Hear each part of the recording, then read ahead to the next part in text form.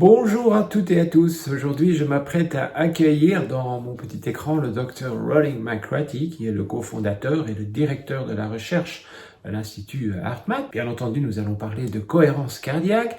Nous allons également parler de l'Institut lui-même, de sa naissance, de son évolution, puisque le Dr McCraty était là depuis les tout débuts, en 1991. Il va surtout nous expliquer pourquoi la vision et la méthode de l'Institut HeartMath dépassent largement le cadre d'une simple pratique de modulation respiratoire. Et donc nous allons aborder des sujets comme la régulation émotionnelle et l'accès à l'intuition. Alors j'espère que tous ces sujets vont vous passionner. En tout cas, moi je vous retrouve juste après pour faire un court résumé comme d'habitude et vous donner des indices si jamais vous souhaitez en savoir plus sur l'Institut HeartMath. Je vous retrouve tout de suite. Bonne interview. Good morning, Dr. Rollin McCraty. I'm really happy to welcome you, and I'm really happy you accepted this interview to talk a little bit about you and about HeartMath to our French community, basically. I'm happy to be here, Fred, and have a conversation. You are part of the story of HeartMath, and I would even say you are part of the history of HeartMath. So, in a few words, could you speak a little bit about you and your relationship with HeartMath from the start? Well, let's see. That could be a long story, probably longer when we want to get into. But let's just say at that time when I met Doc Childrey, the founder of HeartMath, I had already gone through a lot of life experience in a way, and had been a communication engineer, worked for Motorola, decided I was more entrepreneurial spirit. So I had started a couple different successful companies actually. And at that time I was, I had co-founded a company in electrostatics, and we were doing quite well. And I'd also had gotten along my journey, a degree in consciousness studies. All right. I, knew about meditation and practiced meditation techniques for many years, and looking back on that period pre-HeartMath, I could do a wonderful meditation in the morning, which I did pretty much every day, and zoom around the universe and whip my energy through the chakras and all that stuff. Jump in the car and head off to work and hit the traffic jams, be frustrated and kind of edgy, and then walk in the door and all the employee issues and this and that, and yes, be pretty grumpy. And so even though I'd had this wonderful meditation, it didn't really transfer into life. And don't get me wrong, I got a lot of benefit out of meditation practices and things, but there was just still something deeper missing. And then I'd met Doc Childrey through some mutual friends from past experiences and things in spirulina and that kind of thing. But so I was on the East Coast where he was at that time, and figured I'd go meet this character, and that I'd heard through my friends about, and spend an hour, get to know him. I ended up spending 3 days, and I knew about the heart, the idea of the heart being the access to higher intelligence and wisdom and all the stuff through all the other practices. But it was honestly more of a metaphor, and the heart chakra, okay, like any other chakra, that kind of thing. And that using that language from that era. And so, but I got introduced to no, that's not what the heart's really about. It's a much deeper part of our beingness, the real heart that we talk about at HeartMath now, that at least we talk about now. Mm-hmm. So this is before there's any techniques, right? HeartMath techniques, or even HeartMath as a name. This is I had I'll just say a heart awakening experience through that period. And you can't explain experiences. You have to have them. You can never transfer them in a way that's people. So I don't even try. But let's just say it was a big wake up for me. Upon returning, back to life as normal, and I started bringing those concepts and practices into my company. And I can honestly say, Fred, that I made more personal progress and gains in 3 months than I had in many years of meditative practices. Oh, wow.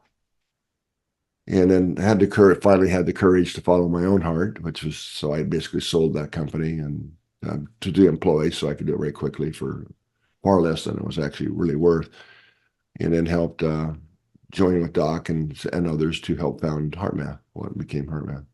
Mm-hmm. And then we spent a few years really just practicing, learning what later became the HeartMath system ourselves.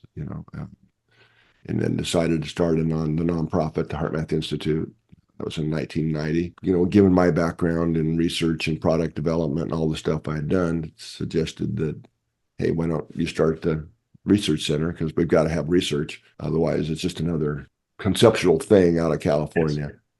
Yes. And the heart is, but Doc's been very clear from the very beginning that, we all have a heart, and that science is for many people, the language that they relate to.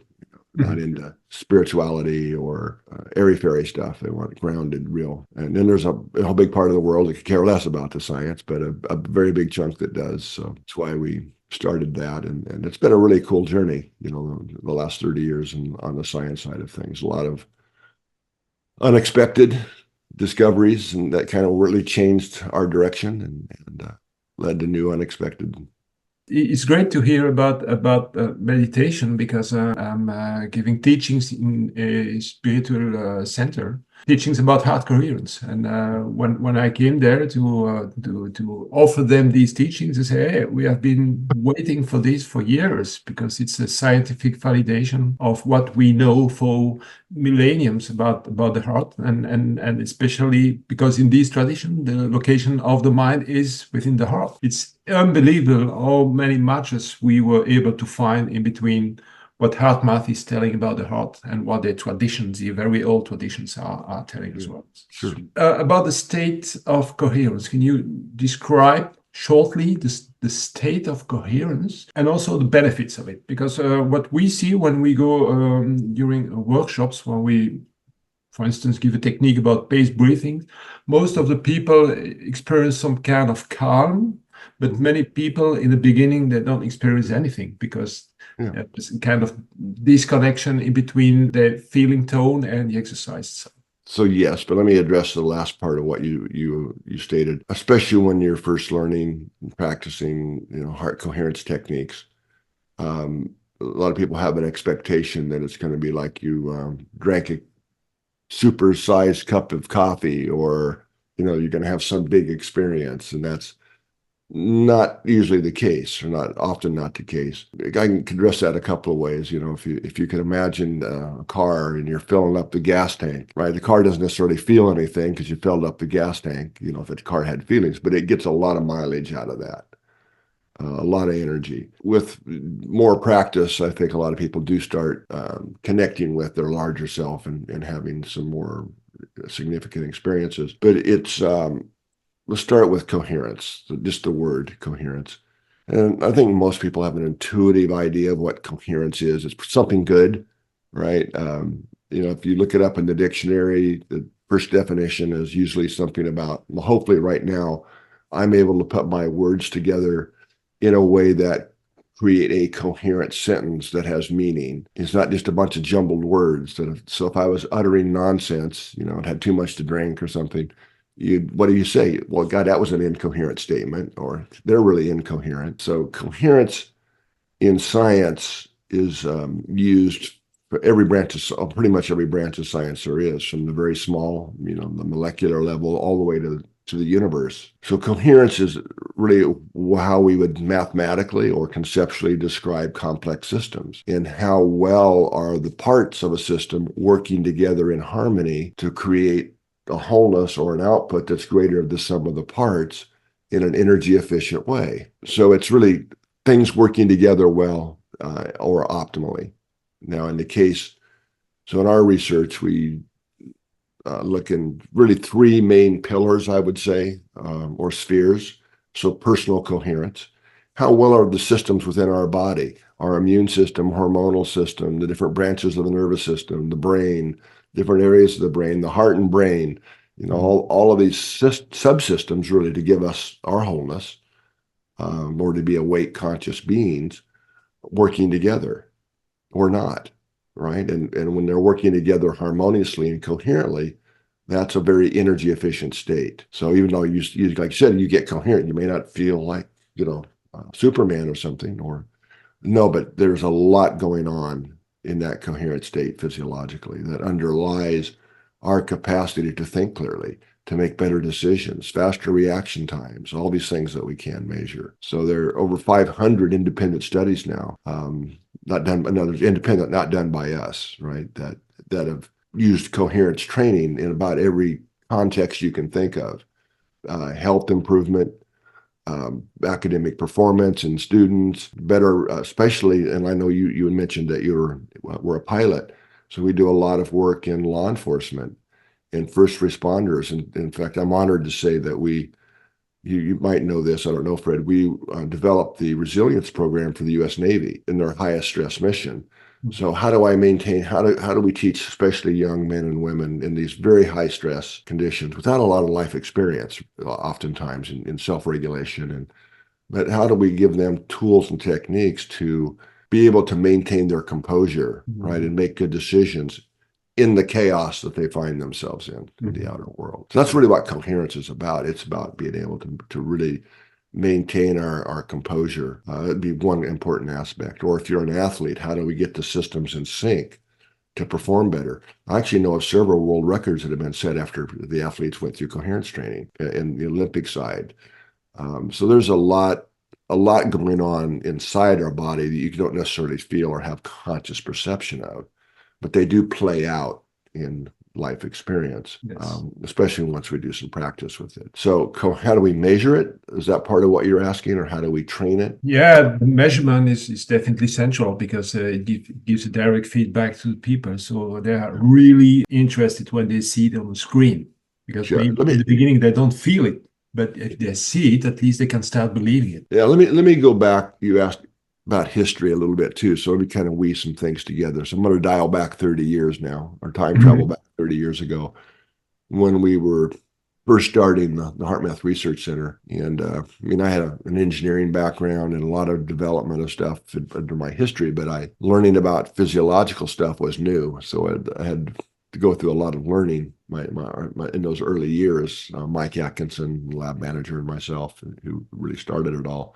This is before we had digital data acquisition systems, and this is 30 years ago. So we started with an insight into looking at positive emotions on how that affect physiology, our body, our rhythms and functions in the body. So we were measuring brain waves and skin conductance, and of course the electrocardiogram and other types of measures, blood pressure, and in those early years, hormonal flows and a bunch of stuff. We had to learn how to do all that. At that time, this is interesting too, I think, I don't talk about this a lot, but, we didn't have internet back then either, right? Or so you had to go to the library to find research papers and do I remember research. Remember back then, you actually had to do, research and get journals off the shelf and photocopy paper. Well, there were maybe 3 papers published in, peer-reviewed scientific journals, the thing that scientists seem to care about, on the effects of positive emotions on function, body function or health. Very, very little. I mean, there were thousands on stress and depression and these types of things. Just to kind of keep in mind, hardly anybody was really interested in what happens when we actually have the experience or feeling things like appreciation or compassion or love, these types of things. There was very little on that at that time. But through some of the practices we'd already been doing, we kind of knew that things like appreciation, these types of emotions, had a lot of benefits in life anyway. So we started, of course, we've looked at things like frustration or anger and stuff to have comparisons. But we were among the first to really take a deeper look at what happens physiologically, with our brain waves and hearts and these different functions, skin conductance and so on, blood pressure, all this stuff.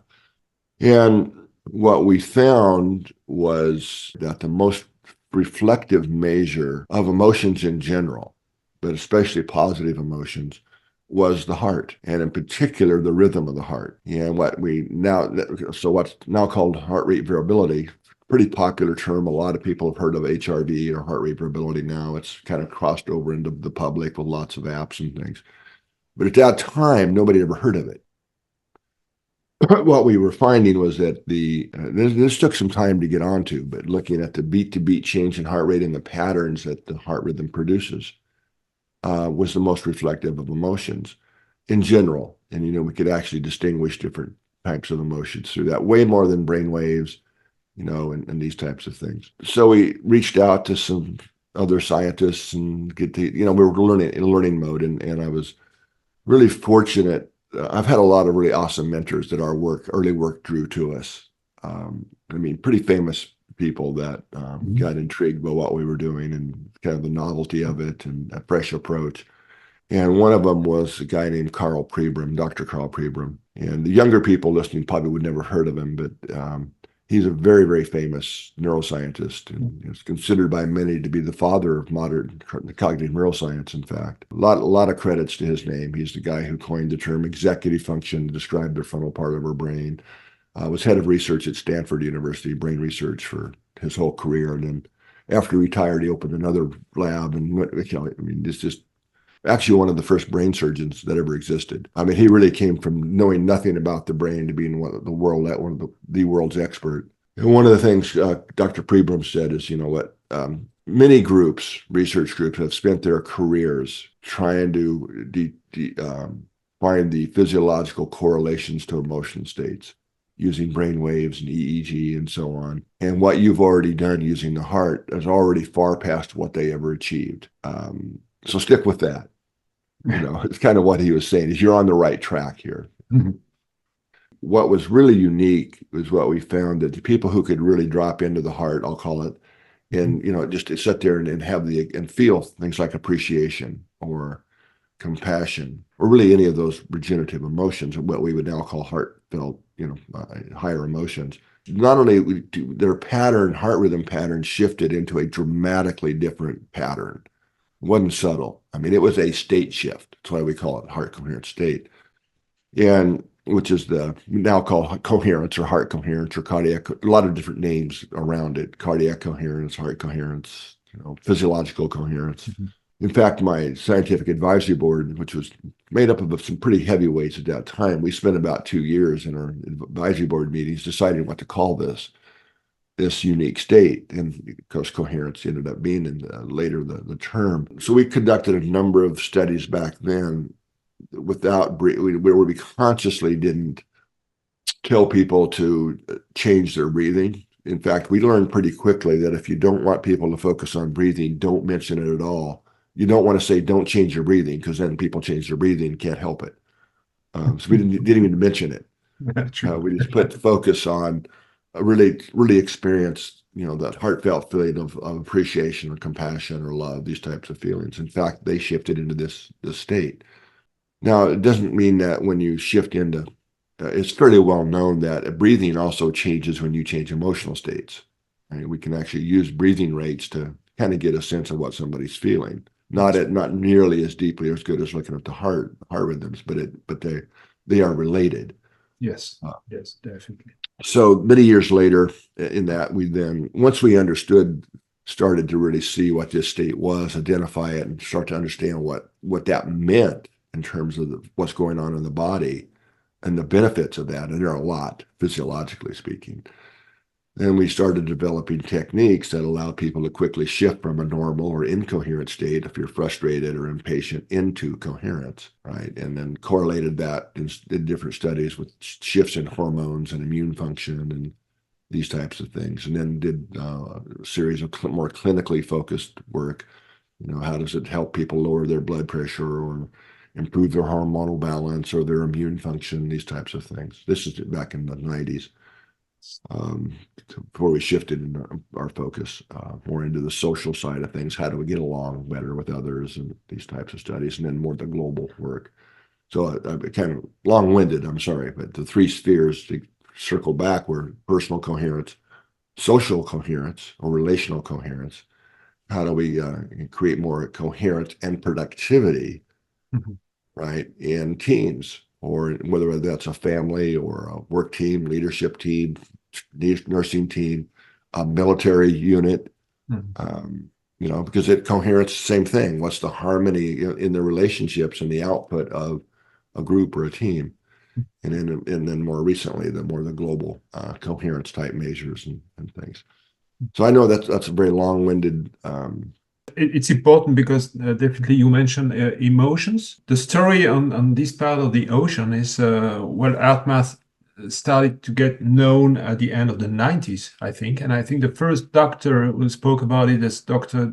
David Servan-Schreiber, the Frenchman. Oh, I remember that name from way back when. Now, was he a nutritionist? He was a brain surgeon as well, I think. But he passed away start of the 2000s, and he was the first to mention HeartMath in his books. He wrote 2 books about it was anti-cancer and another one, which is healing from depression. And there was in each of his books there were 2 chapters completely dedicated about HeartMath. Oh, okay. Yeah. But when he passed away, it was taken over by other trainers, and in the beginning, they started to mention paced breathing only because they thought Europeans are really rational, so emotions won't be too popular. And when I started about heart Cohérence, was the same thing. So resonant breathing, it was really popular for the young student pilots as well, and we did it. But then what happened to me? One day I went to school, waiting for my kid, and I started to plug to my iPhone to make an exercise, but I forgot about it. It was springtime, birds were singing, and I heard the kids playing in the courtyard. And when I look back at it, I entered spontaneously into a high rate of coherence. I was not even breathing. Mm-hmm. So I say, that's it. So now I started to believe in the system. And then I decided to switch over to HeartMath and follow that path. So I'm really happy I did. So let's talk about that. Yeah. Now, breathing does modulate the heart rhythm. Mm-hmm. I mean, that's just basic physiology. And in fact, we can look at the HRV, the beat-to-beat change in heart rate, and tell exactly how deep they're breathing and at what frequency they're breathing at. So it would be incorrect to try and say that breathing isn't part of the story. It is, and it's an important part of the story. Mm-hmm. So going back to those early studies when I talked about this kind of magical state, that we were finding that people naturally shift into without necessarily shifting, even thinking about breathing, just like your experience. But that doesn't mean that your breathing didn't change. Mm-hmm. Right? It actually did. So breathing is a physiological function that we have conscious interaction with, right? I can choose to breathe slower and deeper. Right? Yes. Consciously. That's not true for most of the autonomic functions that we have in the body. But most of the time, let's face it, we're not walking around thinking about breathing or changing our breathing. 99.9% of our lives, we're not thinking about that. But there is a relationship between heart rate variability, and breathing, and also blood pressure rhythms. Now, here's one of the things that's true when you're in this coherent state, where you see the nice sine wave patterns in the heart rhythm, is that however you get there, whether it's through breathing at the right rhythm or you're just feeling good, right? The breathing rhythms, the heart rate variability of the heart rhythms, and our beat-to-beat blood pressure rhythms actually synchronize and entrain to the same frequency. And this is one aspect of why it's a very efficient state. Mm-hmm. Now, there's a school out there that's called resonant frequency breathing. You kind of already mentioned that, where you find somebody, the frequency they breathe at that maximizes the rhythm. So you are entraining those same rhythms. Yes. When you do that. But that's not the approach we took early on. We discovered this early on. We were one of the first to actually discover this. And, 6 breaths per minute breathing, all that. That wasn't very big. Nobody really heard of that. It was so much of that's based on our early research, by the way. It's amazing how it kind of spread in different schools and thoughts. And then nobody was onto that I know of, except maybe some of the yogic, but they didn't understand necessarily the physiology of what we were describing. Okay, so you can breathe yourself into coherence. You most certainly can. But if you're just doing paced breathing, you're still stuck in the head. Most of the HeartMath techniques start with heart-focused breathing. That's the first step. Put your focus of attention here, the center of your chest, and breathe slower and deeper than normally, around 4 or 5 seconds on the in-breath, 4 or 5 seconds on the out-breath. If we're wanting to shift into coherence quickly and in the middle of a stress situation, why not use breath to facilitate the process? Right? Nothing wrong with that. You don't have to do that. With some training and practice, people, in fact, that's one of the things when we retrain our brain and nervous system, we don't have to rely on the breathing so much to get into coherence. But in the beginning, yes. If you take ordinary people who don't have experience with meditation or breathing practices, and have them pace their breathing at this optimal rhythm, about half the people, half the population, are going to find it very uncomfortable after about a minute. And they don't want to do it again. Okay, through just breathing. Yeah, right? True. Yeah. And I understand why now. I mean, that was also through, I learned all the real mechanisms of how this stuff works from Dr. Pribram early on. But now if you take those same people and have them, okay, but pace their breathing maybe for a few breath cycles. Say, now forget about all this, focused on your pacing the breathing, but kind of keep that rhythm that you've got familiar with breathing. But now try and activate a feeling of appreciation, right? Or it doesn't have to be appreciation, but we start with appreciation because from the majority of people in the world, that's a feeling, a renewing feeling they can access. And it doesn't have a lot of baggage associated with it, like some others do. Like I can appreciate that I have a home to go home to, or someone in my life that cares about me, or it's a nice day out. It doesn't matter what, right? Or that feeling you have when your pet greets you. Yes. What happens is that takes the coherence to a much deeper, more stable frequency or level. And you get people out of the head, out of the mind, so that you don't have that uncomfortability, so they can maintain coherence for much longer periods without it becoming uncomfortable. But in reality, you're going to a much deeper state of what I call energetic coherence. That's past just breathing yourself into a physiological state of coherence. They're very different states. In fact, in the early years, we coined different terms to describe those two different states of breathing yourself into coherence, physiological coherence, what the term I use scientifically, or psychophysiological coherence, for when we're adding that emotional shift, right? And now you're starting to shift hormones and things that you don't just through breathing in our body. So there's nothing wrong with breathing as long as you don't get stuck in the head. So I'm not a personal fan of the resonant frequency breathing approach, where you find this rhythm and forever you're gonna follow the little ball and pace people at that rhythm, and that's what you do, and that's all you do. Yes. Now there's obviously benefits from that, a lot of benefits, Yeah. but nowhere near what happens when you make this deeper shift into what we really mean by coherence. Well, two things I want to mention here. Given my engineering background in communications and magnetic fields, and I was professional, right, at this. I won't tell you the true story of how we got to this, but when we put electrodes on the body to measure the electrocardiogram, or on your head to measure the electroencephalogram, in both cases, we have those labels because what we're measuring is current flow, electrical energy, the flow of electrical current. That's what electrodes do, right? These amplifiers that figure those currents. So we know in physics 101, you learn this probably in grade school these days. Whenever there's a flow of electrical current, you create a magnetic field, right? So electrodes don't see that. You need a different instrument called a magnetometer. But one of the qualities of magnetic fields is they go through things. That's why cell phones work indoors, right? Literally, it's the magnetic component, and electric and magnetic fields are very different things. We call it electromagnetism because one makes the other, but so it's the magnetic component that goes through the walls and the windows and so on to carry the information to the cell tower, your voice or your text message, whatever. Well, it's the same thing in us. All right, so we are literally broadcasting these magnetic fields, And long story short, what we were able to show, this is all back in the 90s still, is that those fields are carrying emotional state information, right? I mean, we are literally broadcasting it.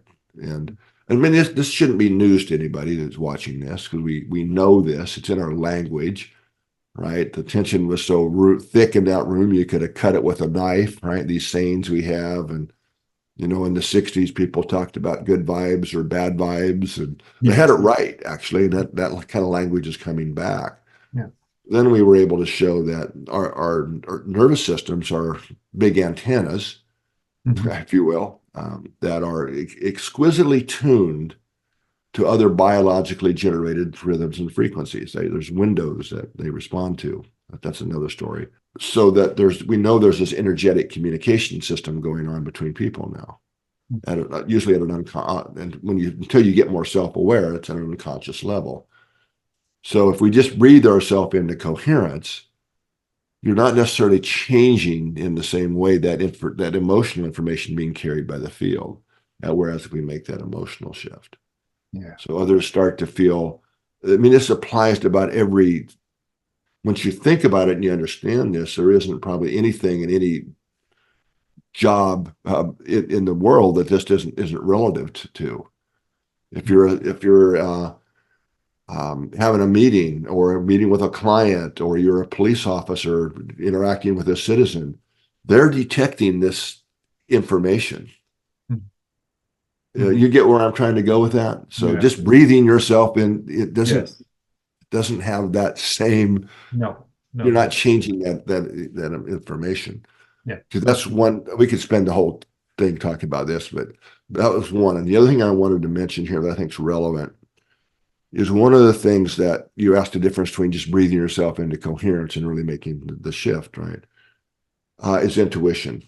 Okay, so one of the things that we heard and still hear to this day from people who learn the practices of coherence, however you get there. HeartMath is just a straight line, quick way to shift into coherence, that their intuition, even though they may not feel anything while they're in coherence in the beginning, but they do start experiencing, most people, is that their intuition has radically changed, improved. And then usually the second thing they talk about is synchronicities. Have become, for me, I'll be honest, they're a way of life. I expect them. And I just had a couple yesterday that were like, wow, this is awesome. So what we then did was we spent a couple of years looking at the original studies. I titled them the electrophysiology of intuition. And long story short, what we found is that these are experimental, very rigorous lab-based studies to show that there is a kind of a scanning of the future, if you will, by our physiology that keeps us out of trouble a lot of times. I'm sure as a pilot, you know what I'm talking about. This is very real, and I hear this all the time, especially from first responders, military, law enforcement. They're very aware of this. Yes. But we were able to show it in the lab. And I won't go into all the detail here, but this even surprised me and our staff. But what we found, and this has been replicated many times now outside of our lab as well, is that the heart is the first system to get the information about the future. The heart sends a measurably different signal to the brain. Right? You can measure that change in the neural information being sent to the brain. Then you get a brain response and a body response. So the gut gets the credit, the gut feeling of the hair on the back of the neck, but it's really heart, brain, body, and if we're paying attention. And how we got this published back in that era, this is late, somewhere in the 90s, forget now the exact years, but we published a number of papers on this, but I said the heart has access to a field of information outside the boundaries of time and space, right? So how do mothers know their children are in harm's way when they're on the other side of town or the other side of the planet, right? There's, I don't want to get too deep here into mechanisms, but no. But can you just confirm that what you said is really important, but that the heart has access to some kind of information up to 5 seconds before but 20 becomes aware of it. 20 seconds. I mean, the 5 seconds you're referring to is the first experiment.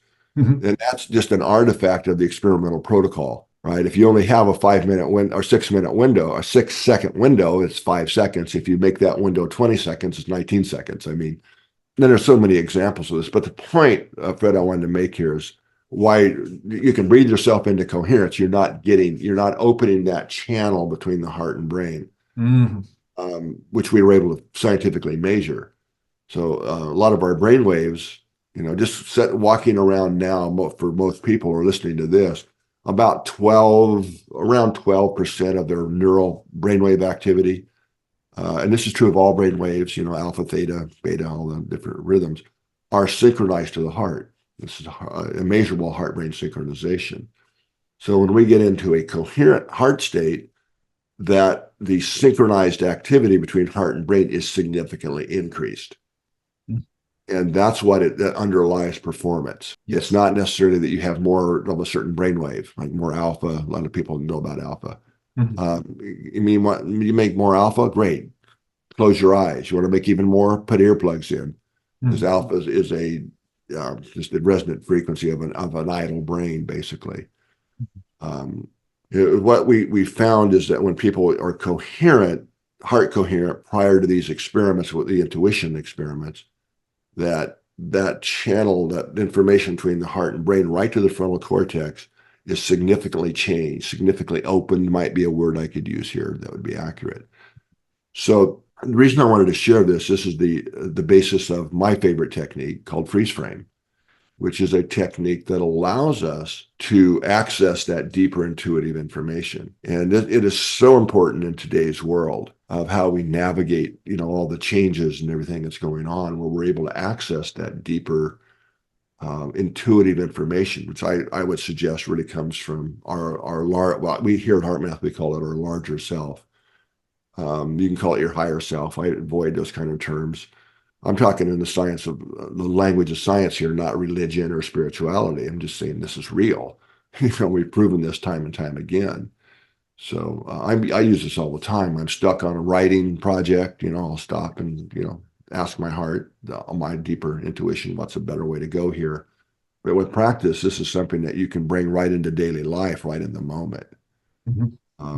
So you're not going to get that through just breathing yourself into coherence. These are steps of a technique. Completely true. I did the exercise with someone which was quite rational, and they said, told me about breathing and not about emotions. But let's try that freeze frame, because the person was in a burnout. And on the first attempt, she had access to a kind of information. And what's important to mention, for me, this information looked obvious, but she was so deeply stuck in our thinking pattern that she just side shifted a little bit due to the freeze frame, and she came to another solution right spontaneously.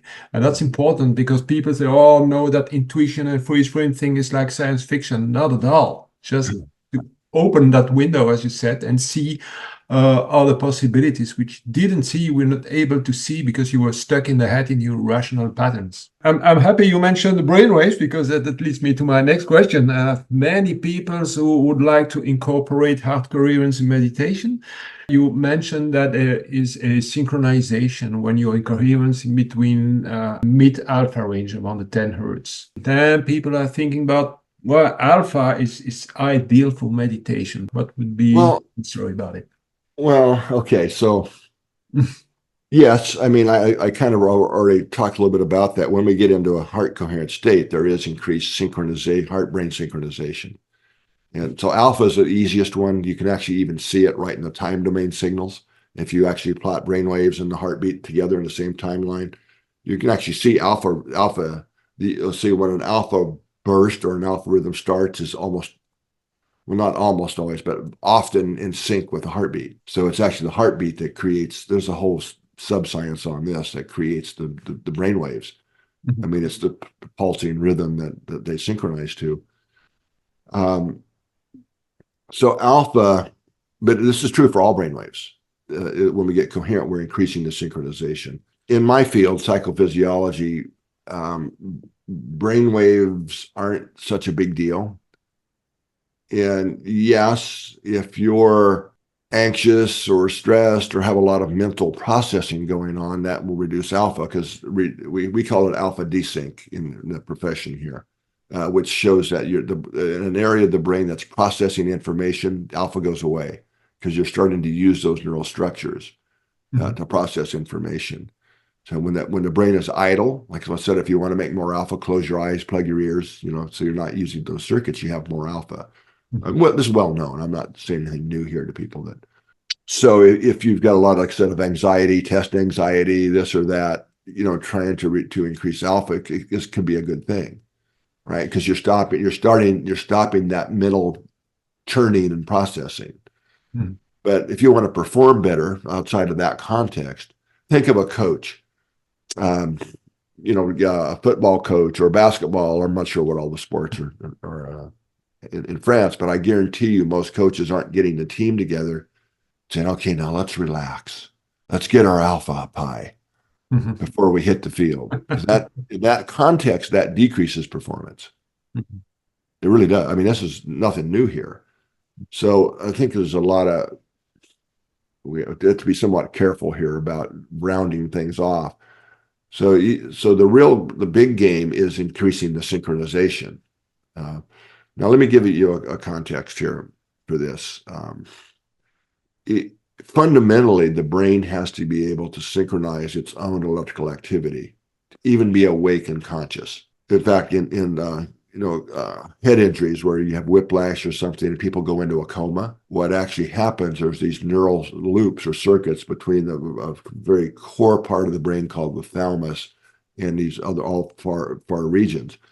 And this is the thalamus has a lot of jobs and roles, but one of is it's the synchronizing source globally for the entire brain to synchronize its own electrical activity, all the brain rhythms across them, right?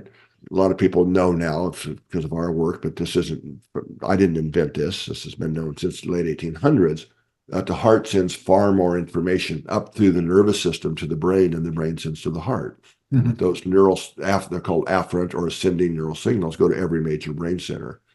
And there's a very direct neural pathway from the heart, cardiovascular afferents, comes to the brainstem and then directly to the thalamus.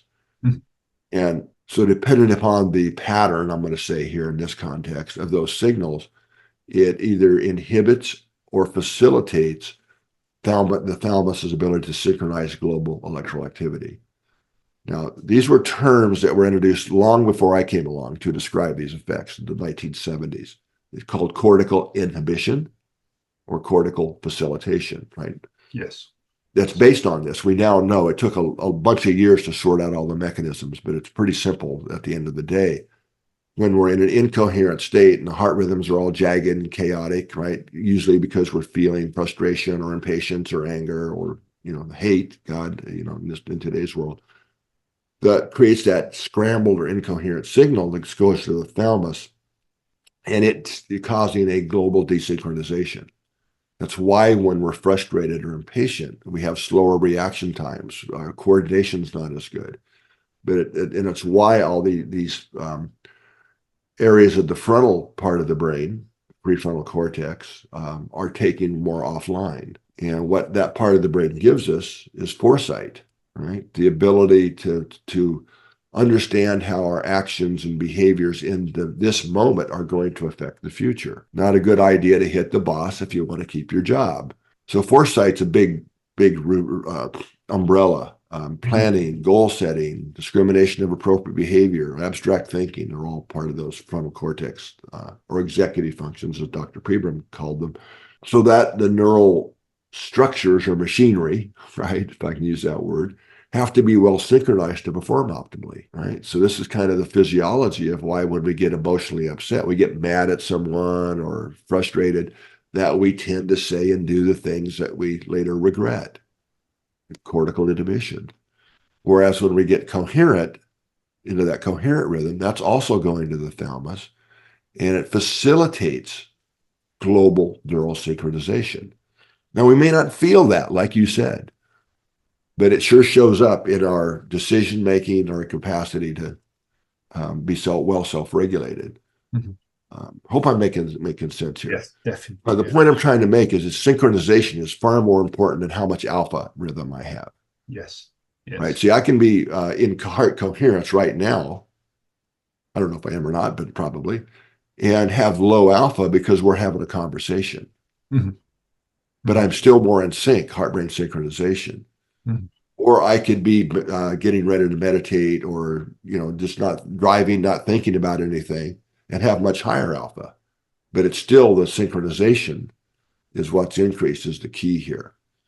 I hope so. It's really that makes a lot of sense. So the amount of alpha or theta or beta, these different brainwaves, are all context dependent, right? So I can be in fact, one of the things we teach in HeartMath, as you would know, is to get coherent before a meeting or driving, or while you're doing these things, so that we can have low alpha and high beta and all this stuff going on, but still be more synchronized, more engaged, hearing deeper, making better choices, and right in that intense meeting maybe.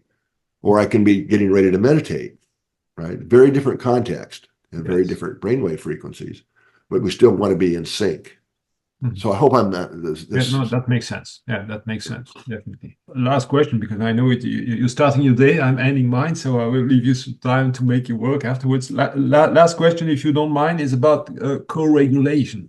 People want to know how far does it work, how long, and does the antenna, obviously ourselves, need to be coherent? Can we entrain other person's heart or other person's brain into it? Well, I'll tell a little bit of the story. We were doing some work with another one of my mentors, another really famous guy, Dr. William Tiller, who was head of material science at Stanford University. And then he retired, and he spent about 3 years here working out of our lab, and is a world expert in crystallization and water structure, these kind of things, written many books, and, head of material science at Stanford.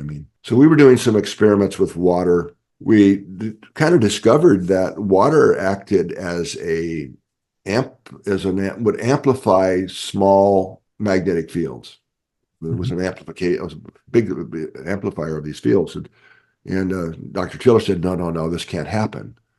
And here, come look at the experiment. Then he spent months creating the mathematical model and formula and figured out how it could do that. Totally changed his worldview. I think a lot of people's worldview at that time. So we got the idea then, well, gee, what if we stick one, with all this experimental setup we had at that time, why don't we put an electrode in a glass of water and see if we can measure a heartbeat in it? That's how this all got started. It was kind of backwards in a way. And sure enough, we could. You could have a glass of water sitting on a counter in front of you without touching it, and measure a heartbeat in it. So that field was interacting with the glass of water with the electrode in it, and you can measure a person's heartbeat, that field. So, wow, that's pretty cool. Right? So then it was, I'm giving you the real story of how it really happened. It was kind of backwards, because then, well, gee, we're big bags of water, right? Are we communicating between each other? And that was really quite easy to do, to show that. Now, the reason I'm telling you this background is this is where I made a prediction and I was wrong. So we were doing experiments, now we're wiring up two people, right, to see if we can look at this energetic interaction between them. This is the very beginning of that kind of research. So I predicted, okay, I'm going to get in the coherent, it wasn't me as the subject, but let's say that if I'm the coherent one, I'm radiating these measurably more coherent fields into the environment. I am the all-powerful one. People are going to synchronize to me, right? I was completely wrong. That's not what happened. When these experiments with pairs of people, the one who was more coherent, what was actually happening was that was increasing their energetic sensitivity. So they would tend to, their brain waves would synchronize to the hearts of other people. So we had opened up that communication channel. Now, being they're coherent, they're also more stable, so they're not being knocked off their center or influenced by, say, negative vibrations, which they literally are, vibratory frequencies. So in that coherent state, we're more centered, more stable, which opens up that level of energetic sensitivity to really have access to that. And I call this is a different type of intuition. I call it energetic sensitivity than the other type. So empathy, these kinds of things are through this channel. That doesn't mean, though, that within another set of experiments have been performed, this has been also replicated, that when we are in a coherent state, that does create a more coherent field environment that can help lift others into a more coherent state. So there's a lot going on when we're in this coherent state. I mean, inner synchronization, we're more connected with our own larger intuition from who we really are. We're now creating a field environment that does help others. And in the global work, which we don't have time to get to today, suggests that we're also coupled to the larger field as the Earth. And that's, in fact, there's a whole study proving what I was about to say, but we'll save that maybe for another time. Global Coherence Initiative is something we try to introduce. Still, the problem we have is that all this material is not always available in French, but at least when you see the Global Coherence app is something you can use at individual level as well. So it's great information for the future as well. So I'm sorry if I rambled on there. I hope this is no problem. I would be able to make it clear that everybody could follow, and it's really interesting, and I'm really happy you could answer all these questions. It's important for people to get it from the source, because I can tell them, but I'm not a scientific man. But it comes from you now, so that's unbelievably important for us. So I would like to thank you for your time, because we took more than 1 hour of your time and all your answers, and we really appreciate. So my pleasure. Anything I can do to help. So I would like to thank you very much, Dr. McCraty. I hope you can give us many interesting research and items in the future to keep the method going. And at my side, we try to develop it in France as much as we can, and I think it's going to be good. Awesome. All right. We have a great day. Or Same again, for you. good evening for you. Well, mine is done. So for you, it's a starting day. So a lot of gratitude for you. All right. Well, take care. Right. Voilà, j'espère que cette interview vous a plu. Je pense que ce fut intéressant de parcourir l'histoire de l'Institut HeartMath en compagnie d'un membre cofondateur, d'un éminent témoin, un témoin privilégié, le Dr McCraty. Pour résumer un peu ce qu'il nous a dit, j'aimerais dégager 3 éléments. Le premier, c'est l'induction à la cohérence cardiaque. Certes, et il ne faut pas l'oublier, la respiration est un élément essentiel pour l'induction physiologique à l'état de cohérence cardiaque, mais il a bien insisté qu'il était important d'avoir la faculté de se connecter aux qualités intrinsèques du cœur, c'est-à-dire de pouvoir activer des émotions telles que, par exemple, l'appréciation, la sollicitude ou la gratitude. Cela va nous permettre de ne pas rester dans la tête, c'est ça qui est important. Oui, nous pouvons faire de la cohérence cardiaque en regardant un écran et en suivant une petite boule, un guide respiratoire qui va nous permettre d'induire physiologiquement l'état de cohérence, et nous allons en récupérer les effets. Mais ce qui est important, c'est d'entamer cet effet de transformation, ce voyage dont certains maîtres disent que c'est le voyage le plus long et le plus difficile à accomplir entre la tête et le cœur. Dans un second temps, cette route que nous allons ouvrir, défricher entre la tête et le cœur va nous permettre d'avoir accès à des informations de l'ordre de l'intuition. C'est-à-dire que nous allons avoir accès à des informations qui échappent au domaine spatio-temporel, qui vont nous permettre de développer ce que certains pourraient appeler un 6e sens, ou développer notre clairvoyance. Alors ceci n'est pas de la science-fiction, c'est de la science qui a été soutenue par des recherches, entre autres par l'Institut HeartMath. Dans un 3e temps, est aussi important, et je me suis fait un peu l'avocat du diable pour demander quelle était la relation entre un signal cohérent du cœur et les ondes cérébrales, pour voir si ça pouvait nous permettre d'induire un état méditatif. Il a dit que ce qui est important, c'est en effet synchronisation tête-cœur, et que le fait d'être en cohérence cardiaque va entraîner la majorité de la gamme d'ondes cérébrales. Et pour terminer, il nous a aussi dit qu'il était intéressant, en étant en cohérence, d'avoir accès à ce que les autres encodent dans le champ électromagnétique de leur cœur, c'est-à-dire que nous allons avoir accès à toutes ces informations intuitives et émotionnelles. Voilà. Si tout cela vous intéresse, je mets juste après cette vidéo toutes les informations dont vous avez besoin pour accéder à notre site, voir ce que nous proposons en termes de formation et de matériel de biofeedback. Alors, ma vision, c'est que le matériel de biofeedback est utile, au début en tout cas, pour avoir un retour d'information en temps réel de notre capacité à entrer en cohérence cardiaque. Mais après un certain temps, ce qui est important, c'est de réaliser que le meilleur biofeedback, c'est le biofeedback du cœur. Donc il faut développer cette capacité à ressentir dans le corps et dans le cœur notre capacité à entrer en cohérence cardiaque de manière naturelle et de manière spontanée. Je vous glisse ceci juste après. Moi, je vous dis à tout bientôt pour une prochaine interview, en espérant que cela continue à vous intéresser. À bientôt, bye bye.